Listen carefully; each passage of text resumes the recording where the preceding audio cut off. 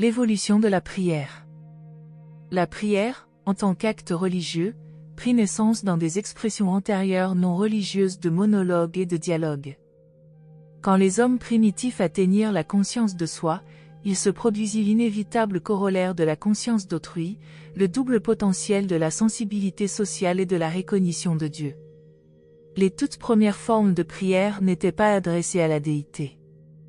Ces expressions ressemblaient beaucoup à ce que vous diriez à un ami en vous lançant dans une entreprise importante, « Souhaitez-moi bonne chance ». Les primitifs étaient esclaves de la magie, la chance, bonne ou mauvaise, pénétrait toutes les affaires de la vie. Au début, ces demandes de chance furent des monologues, simplement une manière de penser à haute voix pour les servants de la magie. Ensuite, ces croyants à la chance enrôlèrent leurs amis et leurs familles pour les soutenir, et bientôt furent accomplies certaines formes de cérémonies incluant le clan ou la tribu tout entier. Quand les concepts des fantômes et des esprits évoluèrent, ces demandes furent adressées à des entités suprahumaines. Quand les hommes eurent conscience des dieux, ces expressions atteignirent le niveau de prières authentiques. À titre d'exemple, chez certaines tribus d'Australie, les prières religieuses primitives ont précédé la croyance aux esprits et aux personnalités suprahumaines. Aux Indes, la tribu Toda observe la pratique de n'adresser de prière à personne en particulier, exactement comme le faisaient les peuples primitifs avant l'époque de la conscience religieuse. Seulement, chez les Toda, cela représente une régression de leur religion qui dégénère à ce niveau primitif. Les rituels d'aujourd'hui chez les prêtres laitiers des Toda ne représentent pas une cérémonie religieuse, parce que les prières impersonnelles ne contribuent en rien à conserver ni à élever des valeurs sociales, morales ou spirituelles quelconques. La prière pré-religieuse faisait partie des pratiques mana des Mélanésiens, des croyances Ouda des Pygmées africains et des superstitions Manitou des Indiens d'Amérique du Nord. Les tribus Baganda d'Afrique n'ont émergé que récemment du niveau mana de prière. Dans cette confusion évolutionnaire primitive, les hommes adressent leurs prières à des dieux, locaux ou nationaux, à des fétiches, à des amulettes, à des fantômes, à des chefs et à des gens du commun. 1. La prière primitive. La fonction de la religion évolutionnaire primitive est de conserver et d'accroître les valeurs sociales, morales et spirituelles essentielles qui prennent lentement forme. Cette mission de la religion n'est pas observée consciemment par l'humanité, mais elle est principalement accomplie par la fonction de la prière. La pratique de la prière représente l'effort involontaire, mais néanmoins personnel et collectif, d'un groupe donné pour assurer, pour actualiser, la conservation des valeurs supérieures. Sans la sauvegarde de la prière, tous les jours fériés religieux reviendraient vite au statut de simples journées de vacances. La religion et ses moyens d'action, dont le principal est la prière, ne sont alliés qu'aux valeurs jouissant d'une reconnaissance sociale générale, d'une approbation collective. C'est pourquoi, lorsqu'un homme primitif tentait de satisfaire ses sentiments les moins nobles ou ses ambitions purement égoïstes, il était privé du secours de la religion et de l'aide de la prière. Si un individu se proposait de faire quelque chose d'antisocial, il était forcé de rechercher l'aide de la magie non religieuse, d'avoir recours aux sorciers, donc, d'être privé de l'aide de la prière. La prière devint donc de très bonne heure un puissant instigateur d'évolution sociale, de progrès moral et d'accomplissement spirituel. Cependant, le mental primitif n'était ni logique ni conséquent. Les hommes primitifs ne percevaient pas que les choses matérielles n'étaient pas du domaine de la prière. Ces âmes simples constataient que nourriture, abri, pluie, gibier et autres biens matériels accroissaient le bien-être social, c'est pourquoi elles commencèrent à prier pour ces bénédictions physiques. Cela constituait une perversion de la prière, mais encourageait l'effort pour atteindre ces objectifs matériels par des actions éthiques et sociales. Tout en avilissant les valeurs spirituelles d'un peuple, cette prostitution de la prière avait néanmoins pour effet direct d'élever ses mœurs économiques, sociales et éthiques. C'est dans le type de mental le plus primitif que la prière est seulement un monologue. Elle devient de bonne heure un dialogue et s'amplifie rapidement au niveau d'un culte collectif. La prière signifie que les incantations prémagiques de la religion primitive ont atteint, par évolution, le niveau où le mental humain reconnaît la réalité de pouvoir ou d'être bénéfique capable de rehausser les valeurs sociales et d'accroître les idéaux moraux, En outre, il reconnaît que ces influences sont suprahumaines et distinctes de l'ego humain conscient de soi et de ses compagnons mortels. La vraie prière n'apparaît donc pas avant que l'action du ministère religieux ne soit envisagée comme personnelle. La prière a peu de lien avec l'animisme, mais de telles croyances peuvent exister parallèlement aux sentiments religieux émergents. Dans nombre de cas, la religion et l'animisme ont eu des origines entièrement séparées. Chez les mortels qui n'ont pas été délivrés des entraves primitives de la peur, il y a sérieusement danger que toutes les prières conduisent à un sens morbide du péché, à une conviction injustifiée de culpabilité, réelle ou imaginaire. Toutefois, à l'époque moderne, il est peu probable qu'un grand nombre de personnes consacrent suffisamment de temps à prier pour en arriver à ces réflexions nuisibles sur leur indignité ou leur culpabilité. Les dangers accompagnant la déformation et la perversion de la prière sont constitués par l'ignorance, la superstition, la cristallisation, la dévitalisation, le matérialisme et le fanatisme. 2. L'évolution de la prière. Les premières prières furent simplement des souhaits exprimés en paroles, l'expression de désirs sincères. La prière devint ensuite une technique pour obtenir la coopération des esprits. Puis elle atteignit la fonction supérieure d'aider la religion à conserver toutes les valeurs dignes d'être préservées. La prière et la magie surgirent toutes deux comme résultat des réactions humaines d'ajustement à l'environnement urantien, mais, à part cette relation générale, elles ont peu de points communs.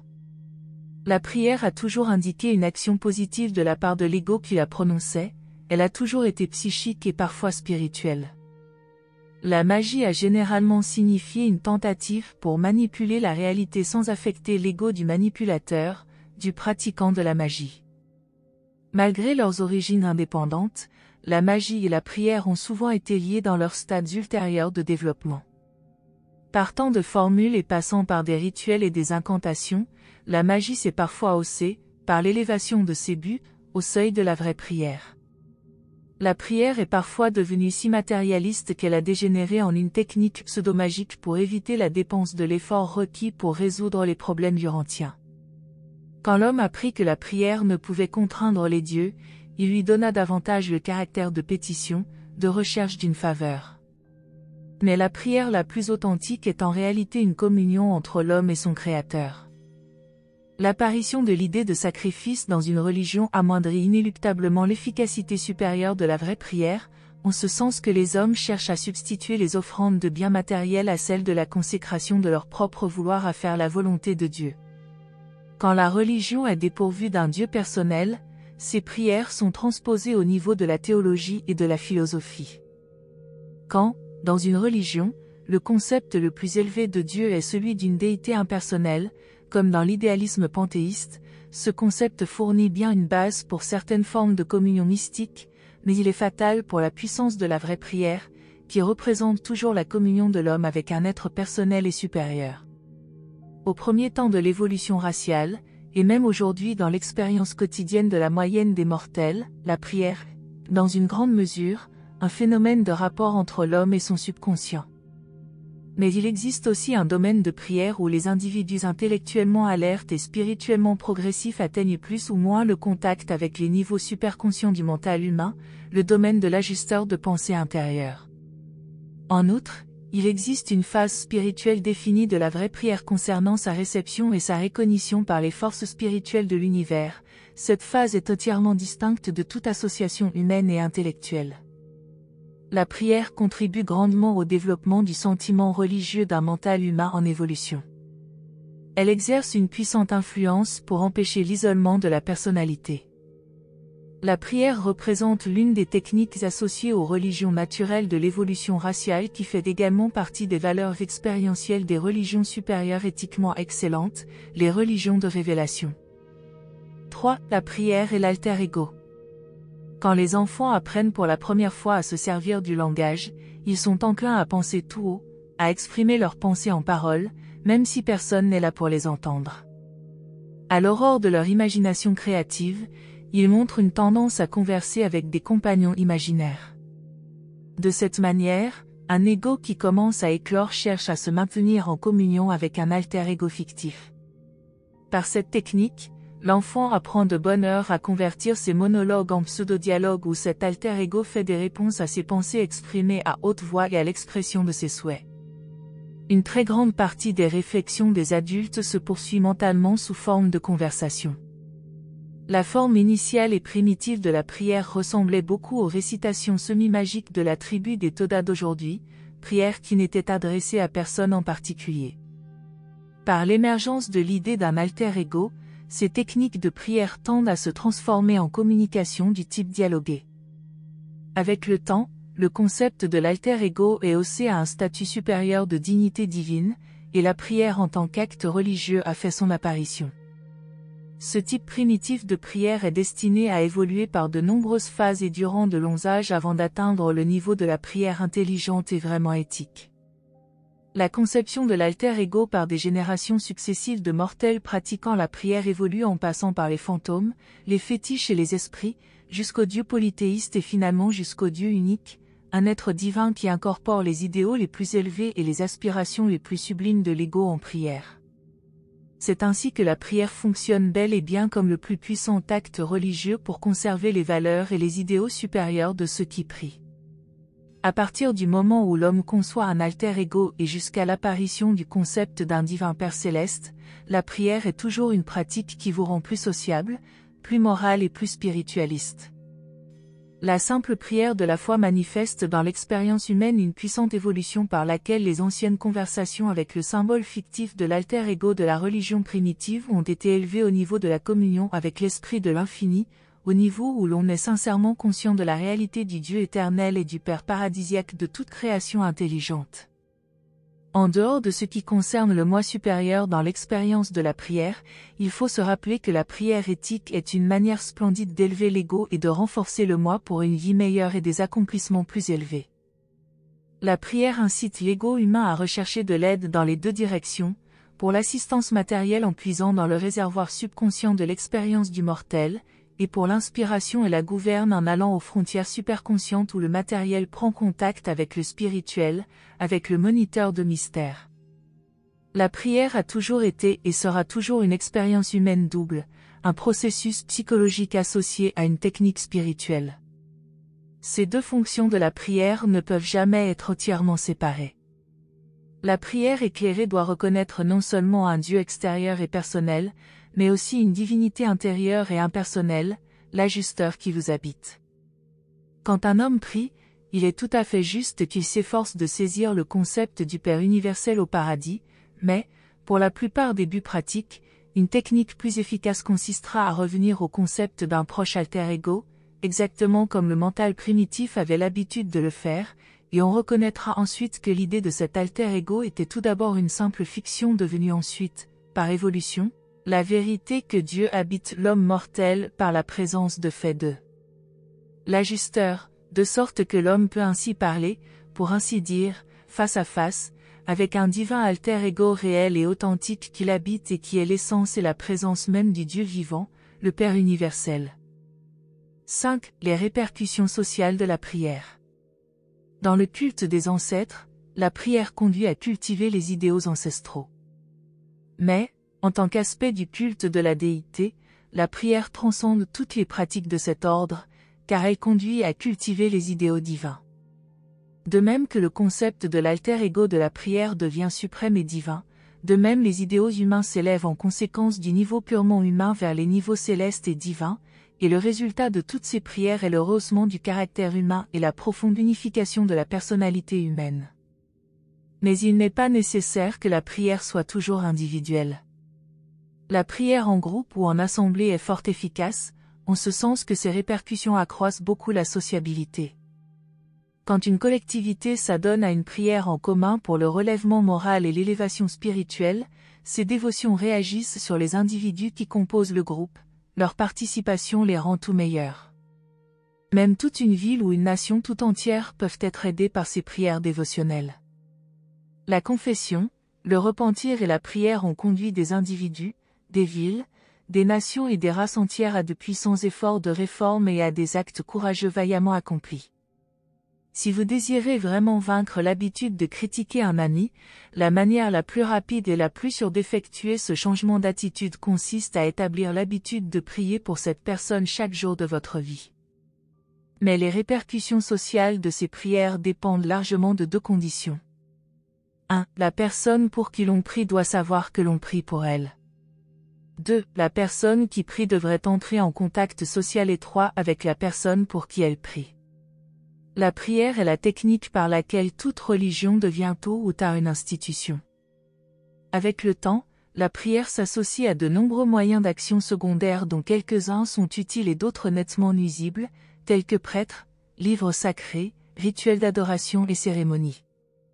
Mais les hommes au mental plus spirituellement illuminés devraient être patients et tolérants envers les intellects moins bien doués, qui désirent ardemment un symbolisme pour mobiliser leur clairvoyance spirituelle restreinte. Les forts ne doivent pas regarder les faibles avec dédain.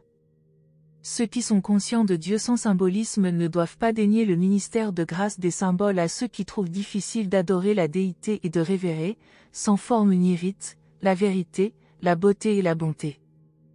Dans la prière d'adoration, la plupart des mortels imaginent quelques symboles de l'objet but de leur dévotion. 6. Le domaine de la prière. À moins d'être en liaison avec la volonté et les actes des forces spirituelles personnelles et des superviseurs matériels d'un royaume, la prière ne peut avoir d'effet direct sur votre milieu physique. Le domaine des suppliques par la prière possède des limites bien définies, mais ces limites ne s'appliquent pas de la même manière à la foi de ceux qui prient. La prière n'est pas une technique de cure pour les maladies réelles et organiques, mais elle a énormément contribué à faire bénéficier d'un débordement de santé et à guérir de nombreux troubles mentaux, émotionnels et nerveux. Même dans le cas de maladies bactériennes réelles, la prière a bien souvent accru l'efficacité des autres remèdes appliqués.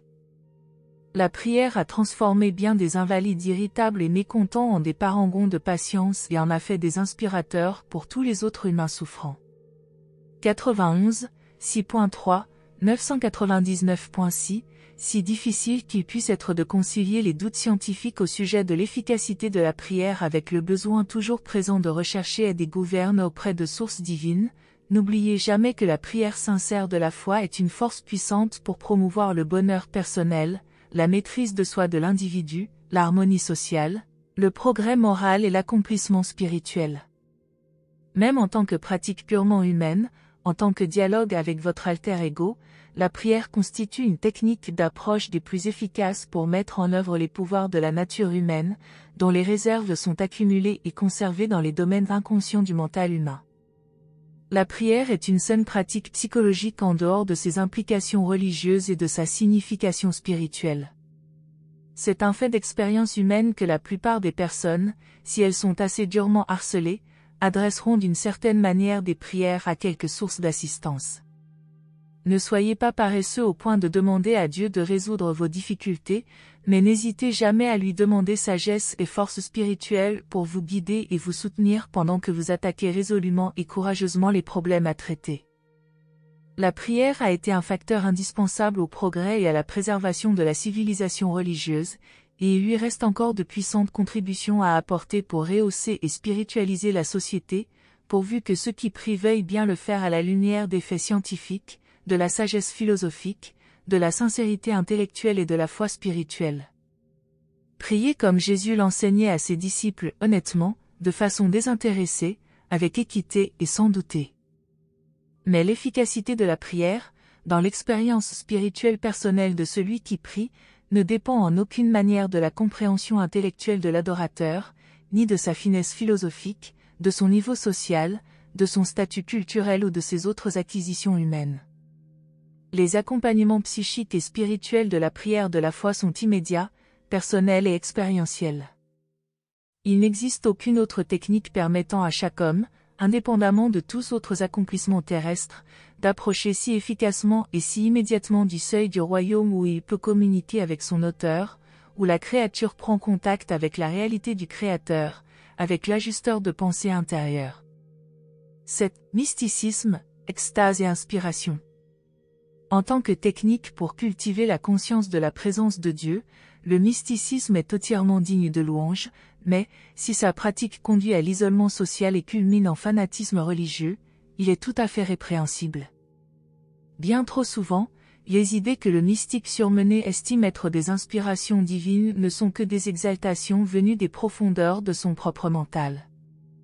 Le contact du mental humain avec son ajusteur intérieur, bien qu'il soit fréquemment favorisé par une méditation fervente, est beaucoup plus souvent facilité par les services sincères et aimants d'un ministère désintéressé auprès de ses semblables. Les grands éducateurs religieux et prophètes des temps passés n'étaient pas des mystiques outranciers. Ils étaient des hommes et des femmes connaissant Dieu et servant leur Dieu au mieux par leur ministère désintéressé auprès de leurs semblables. Jésus emmenait souvent ses apôtres à part, pendant de courtes périodes, pour méditer et prier, mais, la plupart du temps, il les maintenait en contact de service avec les multitudes. L'âme des hommes a besoin d'exercices spirituels aussi bien que de nourriture spirituelle. L'extase religieuse est admissible quand elle résulte d'antécédents saints, mais cette expérience est plus souvent la conséquence d'influences purement émotives que la manifestation d'un caractère spirituel profond. Les personnes religieuses ne doivent pas considérer chaque pressentiment psychologique brillant et chaque expérience émotionnelle intense comme une révélation divine ou une communication spirituelle. L'extase spirituelle authentique est généralement associée à un grand calme extérieur et à un contrôle émotif à peu près parfait. Mais la véritable vision prophétique est un pressentiment suprapsychologique. Les visitations de ce genre ne sont ni des pseudo-hallucinations ni des extases ressemblant à des transes. Le mental humain peut opérer en réponse à une prétendue inspiration quand il est sensible soit aux exaltations du subconscient, soit aux stimulus du superconscient.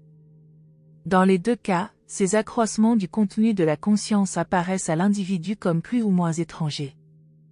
L'enthousiasme mystique immodéré et l'extase religieuse sans frein ne sont pas des lettres de créance de l'inspiration, des lettres de créance prétendues divines. Le test pratique de toutes ces étranges expériences religieuses de mysticisme, d'extase et d'inspiration consiste à observer si ces phénomènes amènent l'intéressé à jouir d'une santé physique meilleure et plus complète. 2. Agir plus pratiquement et plus efficacement dans sa vie mentale. 3. Rendre sociale son expérience religieuse avec plus de plénitude et de joie. 4. Spiritualiser plus complètement sa vie quotidienne en même temps qu'il remplit fidèlement les devoirs courants de l'existence de mortel ordinaire. 5. Accroître son amour et son appréciation de la vérité, de la beauté et de la bonté. 6. Conserver les valeurs sociales, morales, éthiques et spirituelles couramment reconnues. 7. Développer sa clairvoyance spirituelle, sa conscience de Dieu. Mais la prière n'a pas de lien réel avec ces expériences religieuses exceptionnelles. Quand la prière devient trop esthétique, quand elle consiste à peu près exclusivement en une admirable et bienheureuse contemplation de la divinité paradisiaque, elle perd beaucoup de son influence socialisante et tend vers le mysticisme et l'isolement de ses adeptes. Un excès de prière solitaire présente un certain danger qui est corrigé et écarté par la prière en groupe, les dévotions collectives. Puis, la prière en tant qu'expérience personnelle. La prière comporte un aspect vraiment spontané, car l'homme primitif commença à prier bien avant d'avoir le moindre concept clair d'un Dieu. Les premiers hommes avaient l'habitude de prier en deux circonstances différentes. Quand ils se trouvaient en grande détresse, ils éprouvaient une impulsion à tendre la main vers une aide. Quand ils exultaient, ils se laissaient aller à exprimer impulsivement leur joie. La prière n'est pas une évolution de la magie, les deux ont surgi indépendamment l'une de l'autre. La magie fut une tentative pour adapter la déité aux circonstances, la prière est l'effort pour adapter la personnalité à la volonté de la déité. La vraie prière est à la fois morale et religieuse, la magie n'est ni l'une ni l'autre. La prière peut devenir une coutume établie. Beaucoup de personnes prient parce que d'autres le font.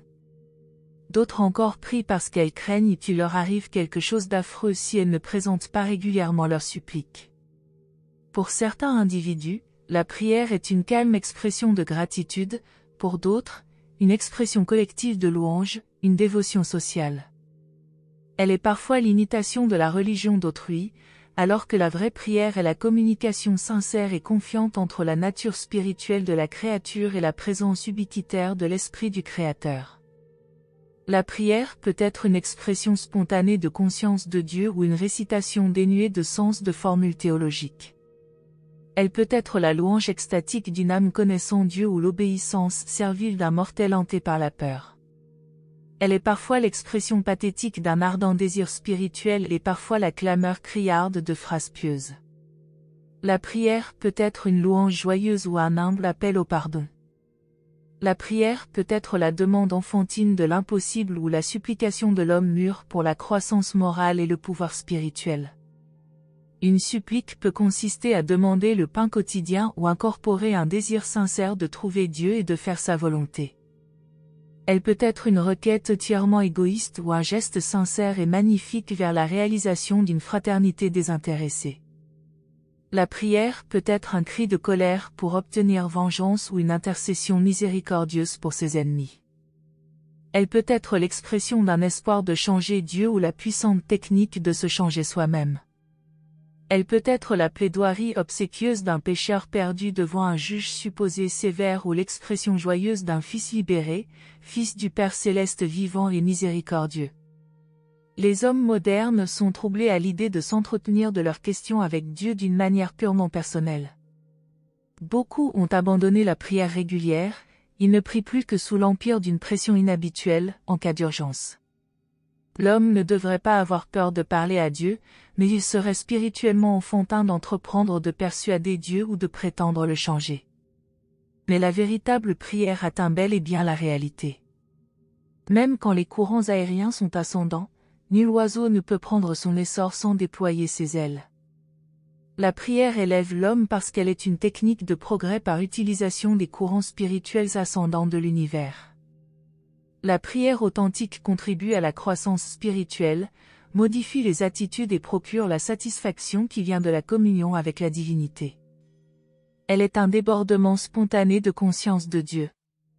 Dieu répond à la prière de l'homme en lui donnant une révélation accrue de la vérité, une appréciation rehaussée de la beauté et un concept élargi de la bonté.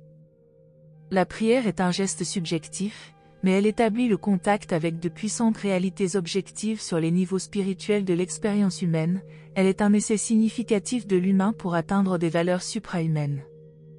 Elle est le plus puissant stimulant de la croissance spirituelle.